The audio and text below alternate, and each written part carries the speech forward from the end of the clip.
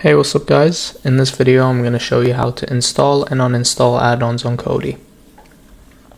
So first of all, you need to click on this icon that says add-ons, and here you can see a bunch of options. So you can see which add-ons you already have and if you want to download any. So click on download if you want to download a specific add-on.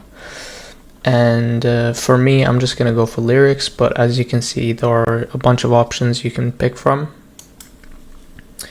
So from there on, you just keep on clicking and then you'll see install in the bottom right corner.